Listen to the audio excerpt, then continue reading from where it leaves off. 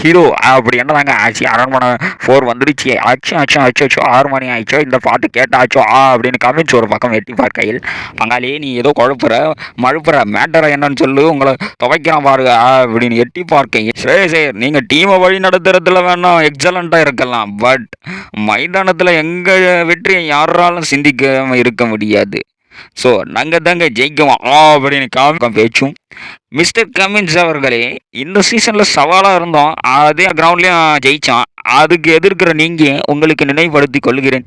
நீங்கள் அதை கொஞ்சம் நினச்சி பார்த்துக்கோங்க. நாங்கள் ஜெயிக்காத மேட்சே இல்லை, வேறு வேறு கிரவுண்டில் கூட உங்களை ஜெயிச்சிருக்கோம். ஸோ அதை கொஞ்சம் நினச்சி பாரு தலைவர், நாங்கள் முடிச்சிருக்கோம் பாரு, உன் மண்டை உடையது போதுரு அப்படின்னு ஃபைனலுக்கு வாங்க ஏறியாகாவா அப்படின்னு சொல்லி பார்க்கையில், தலைவர் அரே பாய், இந்த சீசனில் வேணால் நீங்கள் சொல்லலாம், ஆனால் உறுதியாக சொல்லுறேன், இறுதி போட்டியில் உனக்கு ஒன்று வச்சிருக்கேன், ஆப்பு ஒன்று வச்சிருக்கேன், சூப்பு ஒன்று வச்சிருக்கேன், அப்படியா எடுத்து குடிச்சிட்டு ஓடிடுவேன், மேட்ரை மட்டும் சொல்லு அப்படின்னு ஸ்ரேயஸ் ஐயர் பதிலுக்கு அடிக்க, சிறந்த அணி தாங்க வெல்லும், அந்த அணி வேறு எங்கும் இல்லை, நாங்கள் மட்டுமே, எங்களுக்கு வேறு எங்கும் கிளைகள் கிடையாது அப்படின்னு எல்லாரையும் சொல்ல வைப்போம், எல்லாரையும் அணைக்கட்டுவோம், அமக்கலப்படுத்துவோம். இப்படியே மேட்ச் ஸ்டார்ட் பண்ணுறதுக்கு முன்னாடி சண்டை போட்டு கொண்ட இரு அணிகள், இது சண்டையா இல்லை உடைய போகிறது ஆளுக்கு ஒரு மண்டையா அப்படின்னு தெரியவில்லை. பட் என்னை பொறுத்தவரை இதெல்லாம் ஒரு சண்டையே இல்லை, அங்கிட்டு போய் விளையாடுங்கப்பா அப்படின்னு சொல்லிட்டு போயிடுவேன்.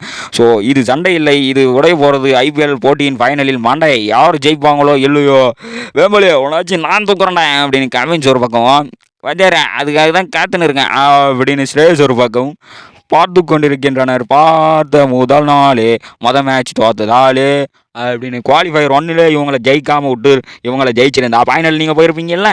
சரி விடுங்க, 2 பேரும் ஃபைனலில் வந்துட்டீங்க, அடிச்சிக்காமல் விளையாடுங்க, புரிச்சிக்காமல் விளையாடுங்க, யாரை சைலண்ட்டாக பண்ண போகிறீங்கன்னு சொல்லிட்டு விளையாடுங்க. ஸ்ரேயஸ் பதிலுக்கு மறுபடியும் பாய், முக்கியமாக ஒன்று சொல்லணும், அந்த வத்த குழம்பு எங்கே வச்சேன்னு அதை காணவே காணும்பா.